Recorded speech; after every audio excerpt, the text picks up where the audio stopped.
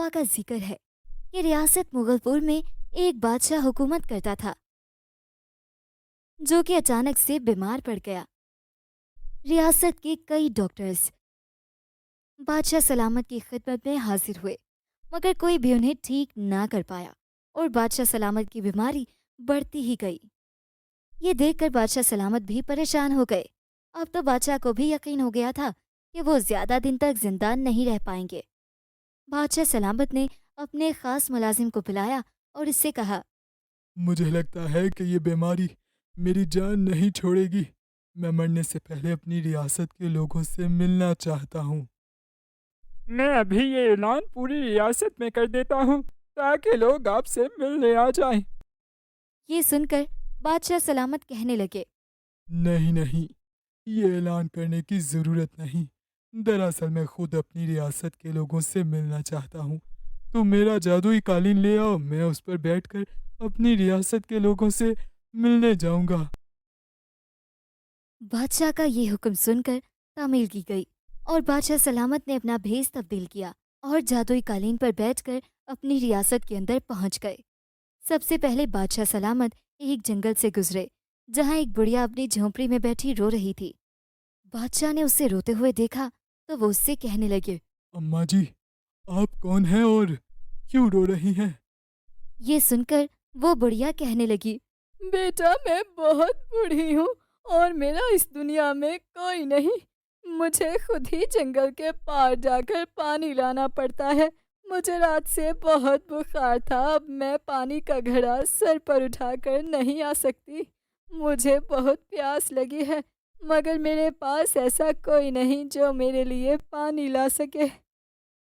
یہ سن کر بادشاہ سلامت کو بہت دکھ ہوا اور انہوں نے بڑھیا کا گھڑا اٹھایا اور اسے دور کنویں سے بھر کر لائے۔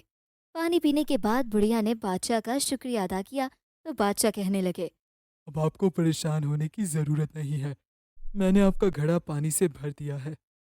یہ سن کر وہ بڑھیا پھر سے رونے لگی اور کہا، بیٹا تم نے میری مدد کی، اس کے لیے تمہارا شکریہ، مگر یہ پانی زیادہ دن تک چل نہیں سکتا، یہ تو چند دن بعد ہی ختم ہو جائے گا۔ یہ بات سن کر بادشاہ سلامت کو احساس ہوا کہ بڑھیا بالکل ٹھیک کہہ رہی ہے۔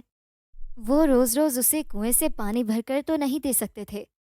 بادشاہ جادوئی قالین پر بیٹھ کر واپس اپنے محل میں گئے اور اپنے ملازموں کو حکم دیا کہ وہ اس بڑھیا کو جھونپڑی کے قریب ہی ایک کنواں کھود کر دیں تاکہ اسے روز روز اتنی دور نہ جانا پڑے۔ اسی وقت بادشاہ سلامت کے حکم کی تعمیل کی گئی اور بڑھیا نے اس آدمی کو بہت دعائیں دی جس نے اسے جھونپڑی کے پاس ہی کنواں کھود کر دیا تھا۔ اگلی صبح ہوئی تو بادشاہ سلامت پھر سے جادوئی قالین پر بیٹھ کر اپنی ریاست کے لوگوں سے ملنے چلے گئے۔ اس بار وہ ایک رستے سے گزر رہے تھے کہ وہاں ایک بچہ بھیک مانگ رہا تھا۔ یہ دیکھ کر بادشاہ سلامت رک گئے اور اس سے پوچھنے لگے، تم یہاں کیا کر رہے ہو؟ تمہیں تو اس وقت اسکول میں ہونا چاہیے تھا۔ یہ سن کر وہ بچہ رونے لگا اور اس نے بادشاہ سلامت سے کہا، میرا باپ بہت غریب آدمی ہے اور میرے چھوٹے چھوٹے بہن بھائی ہیں، اس لیے ان کا پیٹ پالنے کے لیے میں اپنے باپ کی مدد کرتا ہوں، بلکہ اس ریاست کے سبھی غریب بچے ایسا ہی کرتے ہیں۔ یہ سن کر بادشاہ سلامت کو اس بچے پر بہت ترس آیا جو کہ کھیلنے کودنے کے دنوں میں بھیک مانگ کر گھر چلا رہا تھا۔ بادشاہ سلامت واپس محل میں آئے تو انہوں نے حکم دیا کہ ریاست کے سبھی غریب بچوں کی تعلیم مفت کر دی جائے اور پڑھائی مکمل کرنے تک ان کے گھر کا خرچہ بھی اٹھایا جائے۔ اسی وقت بادشاہ سلامت کے حکم کی تعمیل کی گئی اور ریاست کے تمام غریب لوگوں نے بادشاہ سلامت کو بہت دعائیں دی۔ اس رات بادشاہ سلامت کو بہت پرسکون نیند آئی اور اگلے دن جب وہ پھر سے اس جادوئی قالین پر بیٹھ کر اپنی ریاست کے اندر گئے، وہ ایسی جگہ پہنچ گئے جہاں دو آدمی آپس میں لڑ رہے تھے۔ بادشاہ سلامت ان کے پاس پہنچے تو ایک آدمی دوسرے سے کہنے لگا، تم نے میری گائے چوری کی ہے، تم اسے واپس کر دو ورنہ میں بھی تمہاری بھینس چرا لوں گا۔ یہ سن کر وہ دوسرا آدمی کہنے لگا، دیکھو مجھ پر خواہ الزام لگا رہے ہو، میں نے تمہاری گائے نہیں چرائی، اس لیے اگر تم میری گائے چرانے آئے تو میں تمہارا سر پھاڑ دوں گا۔ بادشاہ سلامت ان دونوں کی باتیں سن رہے تھے۔ انہوں نے یہ دیکھا تو کہنے لگے، ارے بھائی، تم دونوں خواہ لڑ رہے ہو۔ جب وہ آدمی کہہ رہا ہے کہ اس نے تمہاری گائے نہیں چرائی تو تم اس کی بات مان لو और पुलिस के पास जाकर अपनी गाय चोरी की रिपोर्ट लिखवा दो। पुलिस 2 दिन में तुम्हारी गाय तलाश करके ले आएगी। देखो, यूं आपस में लड़ना ठीक नहीं है। बादशाह सलामत की ये बात सुनकर वो दोनों जोर जोर से हंसने लगे और एक दूसरे से कहा, लगता है ये आदमी तो कोई पागल है या फिर किसी दूसरी रियासत से आया है। ये सुनकर बादशाह सलामत को गुस्सा आ गया और वो दोनों आदमियों से कहने लगे, मैंने तुम्हारे भले की बात की है, इसमें हंसने की क्या बात है? क्या मैं तुम्हें पागल लगता हूँ? बादशाह सलामत की ये बात सुनकर एक आदमी कहने लगा, पागल नहीं हो, मगर बात तो पागलों जैसी कर रहे हो, क्योंकि इस रियासत में कानून नाम की कोई चीज नहीं है। पुलिस का नाम जरूर सुना है, मगर आज तक हमने उसे कहीं नहीं देखा। हम तो अपने झगड़े खुद ही लड़ते हैं, खुद ही लड़ झगड़ कर इंसाफ हासिल करते हैं।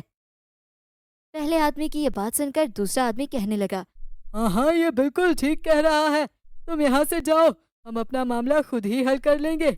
इस रियासत का बादशाह तो सो रहा है, इसलिए पूरी रियासत का बेड़ा गर्क हो गया है।